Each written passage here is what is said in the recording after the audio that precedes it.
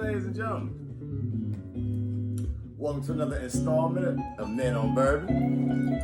I'm your host, Cameron Johnson. And tonight's whiskey du jour, we have Widow Jane. Now, I know a lot of y'all probably done seen Widow Jane on the shelves in the liquor stores. You probably done frowned upon it because it's $70 a bottle. You know, and a lot of people, and I don't blame you, who wants to jump off the tree and spend $70 on a bottle of bourbon that you don't even really know nothing about? So, that's what you got me for. So, Widow Jane, it's a new bourbon, which it's used the old art of taking many different bourbons. I'm not going to say many bourbons, but it takes bourbon from 3 different regions, and they marry them in 5 different barrels, if I'm saying that right. They're marrying the best of whiskeys. We're gonna edit that out. Okay, Widow Jane's revised from the old art of marrying the best whiskeys from the different regions, and the richest and rarest of them all. So they get 5 batches of straight bourbon whiskey from 3 states. So basically they take, they're marrying 5 different barrels. So they get their whiskey from, all my notes is fucked up.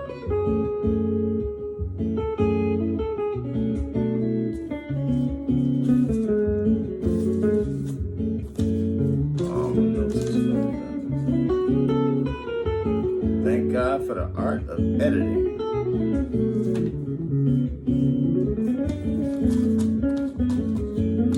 Now, again,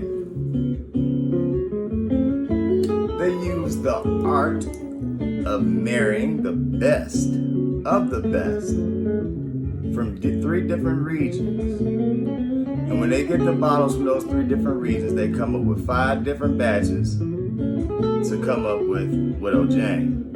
Now, the 3 different regions that they come from, they go to Kentucky, Tennessee, and Indiana.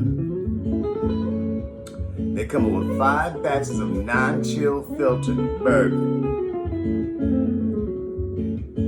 Now, what makes this whiskey here a lot different than other bourbons? They use mineral water instead of the limestone water that most bourbons use. They get the limestone from Kentucky, which flows over them rocks down there, and that's what gives most Kentucky bourbons that distinct flavor that they have. So they use mineral, and not only do they use mineral, but it's mineral water from New York. So that's also different. So I guess that's really going to give this a different type of nuance and flavor, I guess you could say.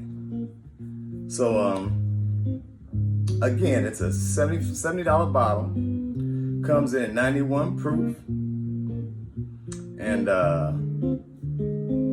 let's go on and just give it a pour and see how they married these 5 batches from the 3 different states and see what they came up with. All right.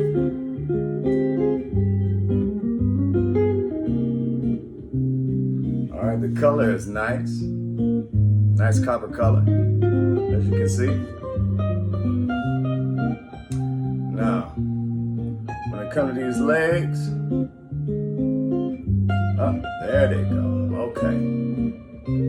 It took a minute to run on down, but then, the bourbon is sticking to the glass. Legs taking their time to walk on down the street, so that's a good thing. You want your bourbon to stick.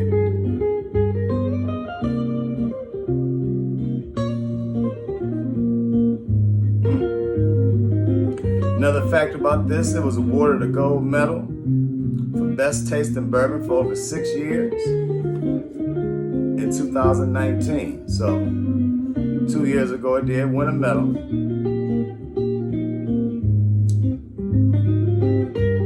Now on the nose,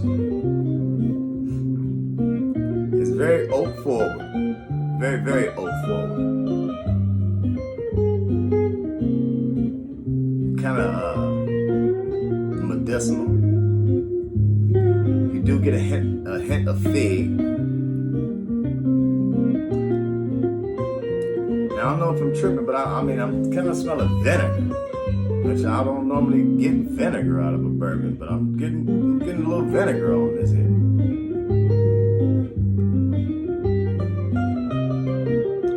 All right, let's go in for a sip and see what it tastes like.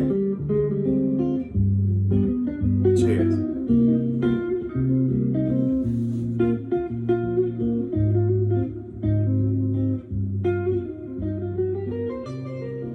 All right, now.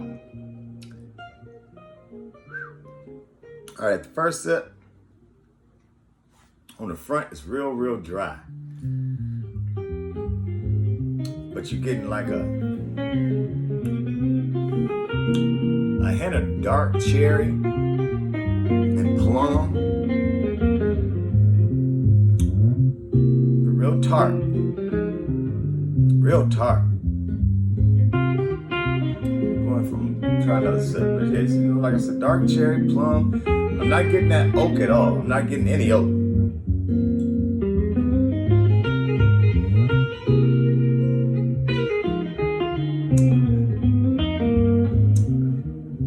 Alright, now.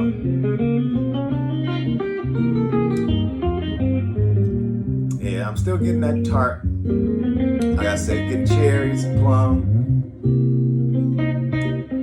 Leaves my lips tingling a little bit, but it's, it goes down smooth. No burn or nothing like that, but it's different. It's different, to say the least. I mean, I'm not gonna say it's bad but I ain't gonna say it's that good either. Yeah, I'm done. Yeah, I'm not sold on that. Like I said, on the finish, it's smooth, but yeah, you still get a little burn, but not that hug. And I'm thinking that burn is that vinegar that I was smelling.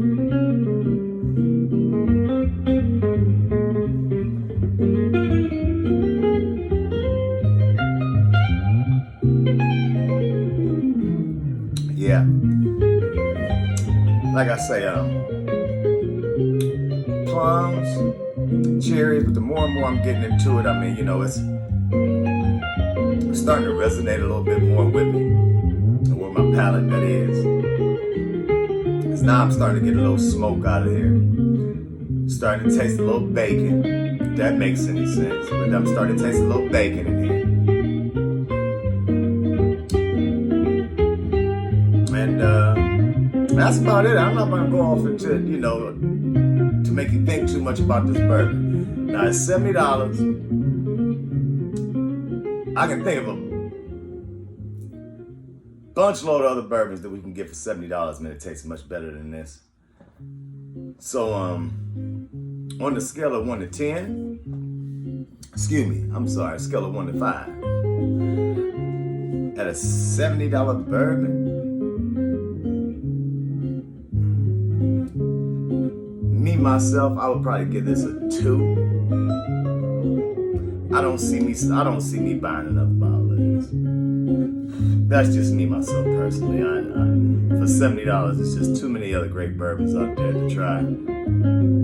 For instance, you can get you a Wild Turkey Rare Breed for $45 that tastes absolutely phenomenal. And that other $25, you can go buy you a steak dinner or something at the end of the day.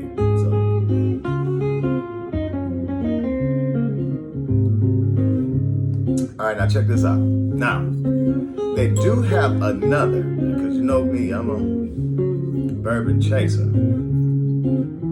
Now, they do have this Widow Jane. That's a rye mash and an oak and applewood aged. Now, this one also comes in at 91 proof. And I believe it's distilled the same way, but the only difference is they have this apple and oak that they age it with. So I'm sure it's gonna definitely be different on the palate as far as the taste, especially with apples. Anything with apples, you know, dig, it's gonna be very much so different. No bottle pop. So let's see what we get here.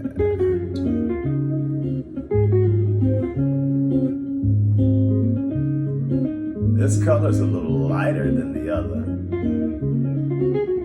So I don't know what it is.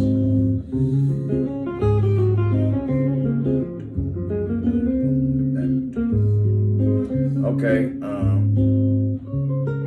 this is a 6-year bourbon.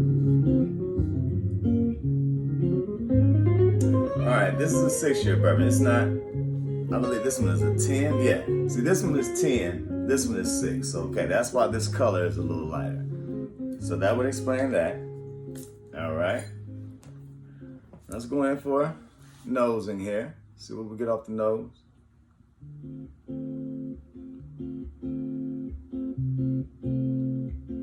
I'm still getting those figs and that vinegar. Why do I smell that vinegar?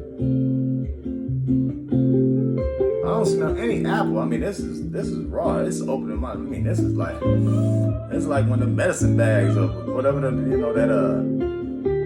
that salt bag or whatever you give a boxer when he knocked out. You put it up under his nose. He get him back together. Yeah, this is that.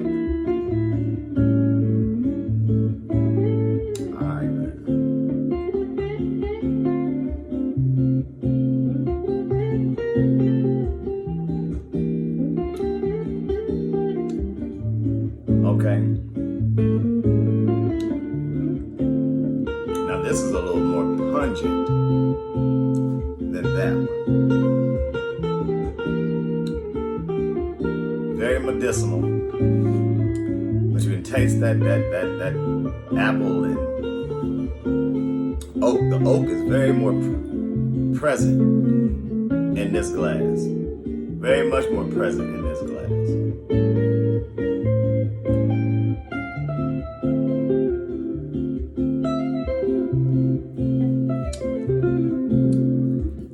It's just a weird, strange taste. Like I said, it's that you can. I don't. Maybe it's the mineral water. This got it tasting all weird like that, but I just, yeah. Ladies and gentlemen, I hate to say it, but this right here, Widow Jane, is just not one for the books. Okay, it's just not. This one right here, I believe I spent $60 for, and this one is worse than this one. Scale of 1 to 5, I'm gonna give this one a 1. This doesn't taste good at all. Okay. So I hope that helped you all out with this episode here. You know, I didn't go all into depth like I normally do, and it's probably because I don't care too much for this bourbon. And I'm just not emphatic about it at all. So I apologize, to all my viewers, fans, new watchers. Widow Jane is a very big disappointment to me, especially for $70. So this is like $130. I'll probably take it to the cigar lounge, man. Let them guys enjoy it, kick back and see what they think about it. But me, myself, So with that being said, ladies and gentlemen, thank you for tuning in to another episode of Men on Bourbon. Again, as being said, I'm your host, Cameron Johnson. And if you can't encourage anyone to drink bourbon, you're discouraging them for the finer things of life. With that being said, please join in next week. And hopefully I can have something that we both can enjoy. Have a nice weekend. Be safe. Peace and love.